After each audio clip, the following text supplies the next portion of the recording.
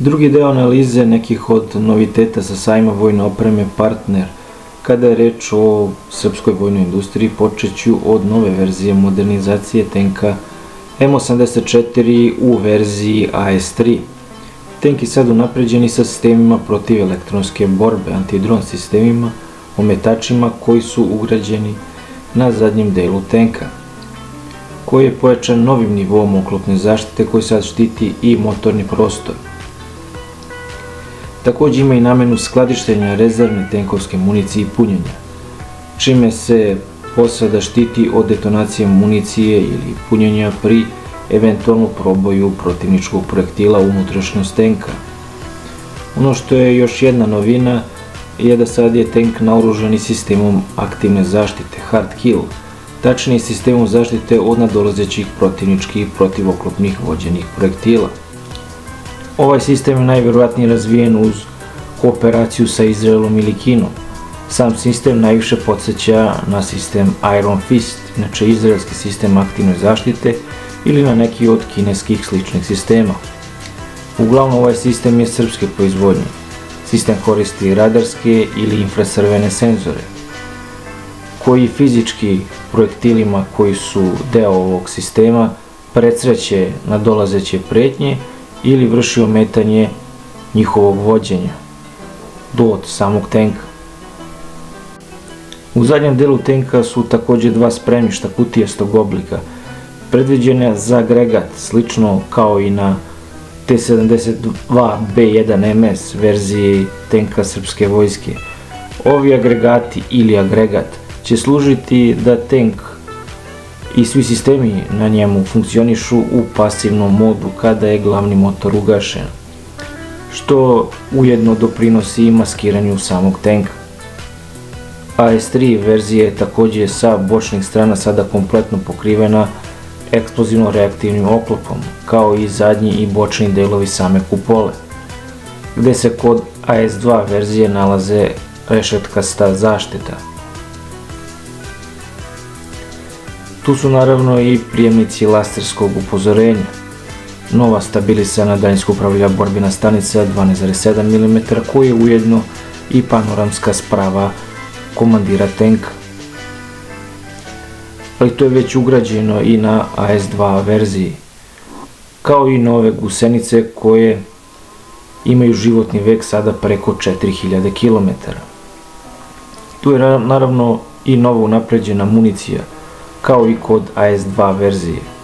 AS3 verzije je značajno unapređenje u odnosu na i ovako odličnu AS2 verziju tenka, koja polako ulazi u upotrebu vojske Srbije.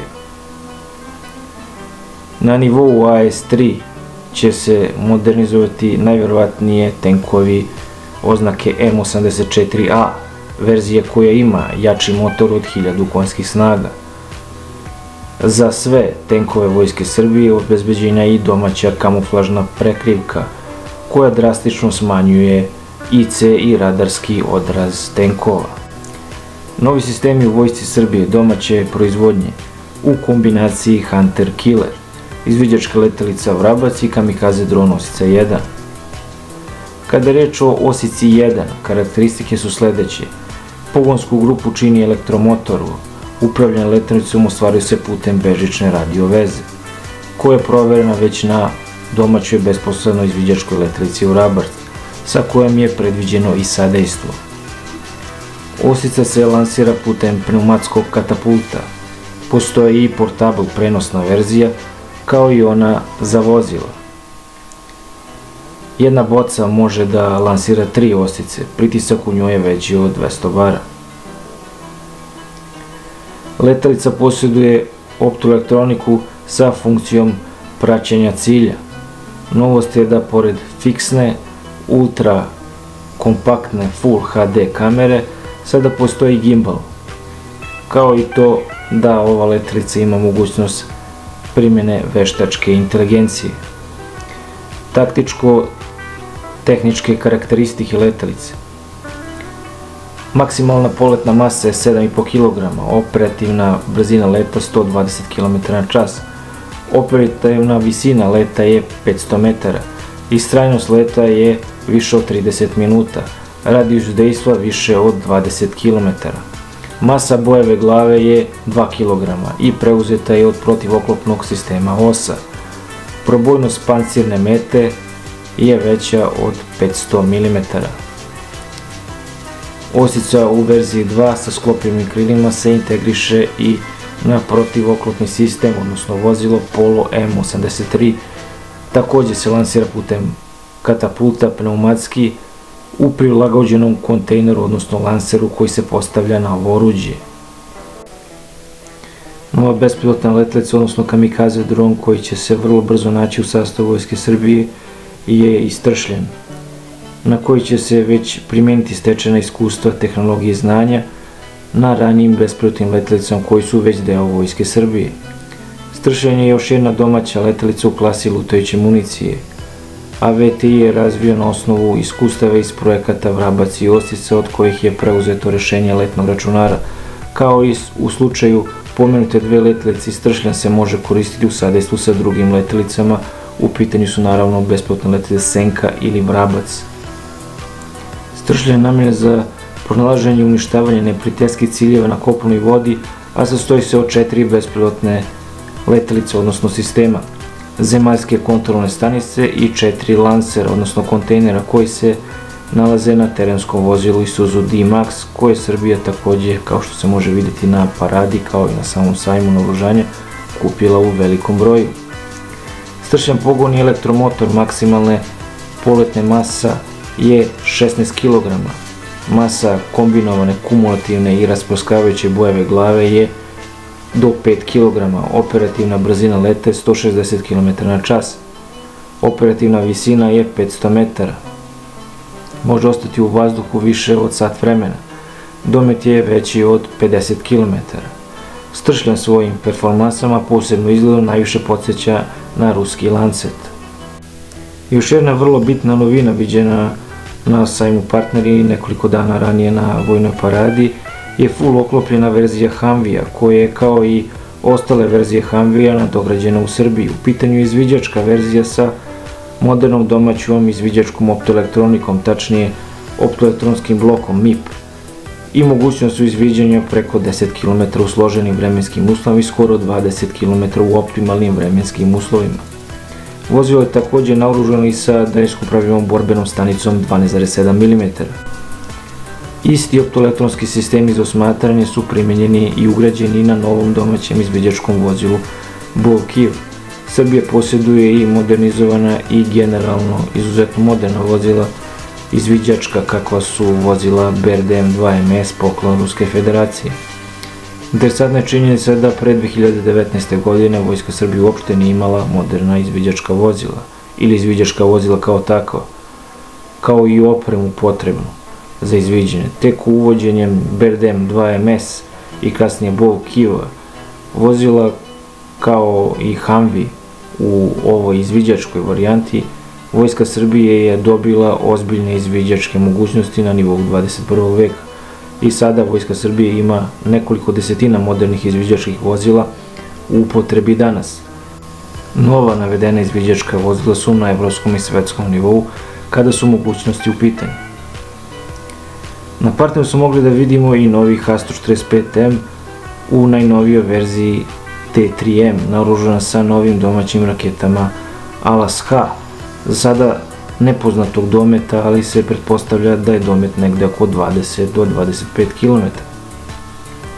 Ovo je jako značajno za Vojsku Srbije iz prostog razloga što sada ima oko 12 H145M u borbenoj verziji, većina sa sistemom H-Force 3 ili H-Force 3, koji pored Dalasa H integriše i laserski navođene projektile 70 mm, kao i domaće nenavođene projektile 80 mm. H145M integriše i sistem aktivne zaštite helikoptera i mehaničke zaštite u vidu mamaca, tako da je reč o praktično vrhunskom borbenom helikopteru sa ovim dometom Alas-H raketa od oko 20 do 25 km. Stavlja ovaj helikopter daleko ispred Mi-35M i P verzija kada je moderno bojište, odnosno ratovanje u pitanju. Kako je saopštilo Ministarstvo odbrane drugog dana Partnera, Potpisan je dokument o nastavku realizacije projekta industrijske saradnje sa kompanijom Airbus, uspostavljeno na osnovu ugovora o nabavci helikoptera Castor 45M. Potpisanim dokumentom obezbeđuje se dalji nastavak angažovanja kapaciteta zavoda Moma Stanojević kao i lokalnog proizvođača helikopterskih komponenti u globalnom lancu snabdevanja kompanije Airbus, čime je obezbeđen kontinuitet u transferu znanja i tehnologija kao i razvoju visokotehnološke proizvodnje u Srbiji, navodi se u saopštenju Ministarstva odbrane. Određena vrsta transfera tehnologije je izvršena i prilikom kupovine višenamenskog aviona četvrte i po generacije Rafale, tako da će fabrika u Srbiji proizvoditi jedan deo pojedinih sklopova za avione Rafale i transfer tehnologije za pojedine sklopove za avion Rafale i transfer tehnologije za potrebe modernizacije J-22 Orla. Najverovatnije se taj transfer tehnologije odnosi na fabriku aviona UTVA. Također smo mogli saznati na sajmu Partner da se najverovatnije uz transfer tehnologije domaće kompanije Vlatakom, Vojno-tehničkom institutu, inače kompanija Vlatakom se uglavnom bavi transferom tehnologije. Krstareće rakete Vile 1, viđene na paradi i na sajmu, će postati u budućnosti deo arsenala srpskog modularnog višecevnog bacača raketa Šumadija, dok je najverovatnije za raketu Jerina 1 transfer određenih tehnologija. Da bi se ova raketa završila, bit će dobijeno od Izraela u novom ugovoru i paketu dogovorenom sa Izraelom vrednom 1,6 milijardi dolara.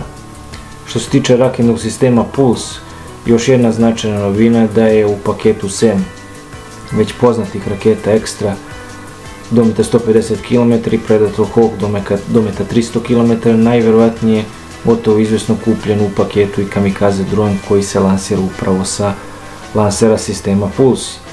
Kamikaze dron je pod imenom Sky Striker, dometa od oko 100 km i jedan je od najboljih, ako ne i najbolji u svojoj klasi. Srbija je u ovom paketu vrednom 1,6 milijardi dolara nabavila i izviđačke letelice Skylark 3.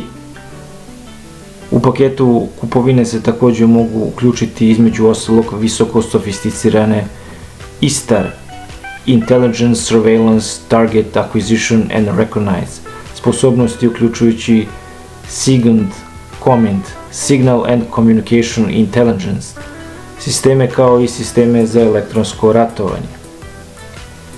Također će Srbiji biti isporučeni sistemi za prikupljanje i obradu obaveštajnih podataka kao i napredni elektrooptički sistemi za noćnu optiku.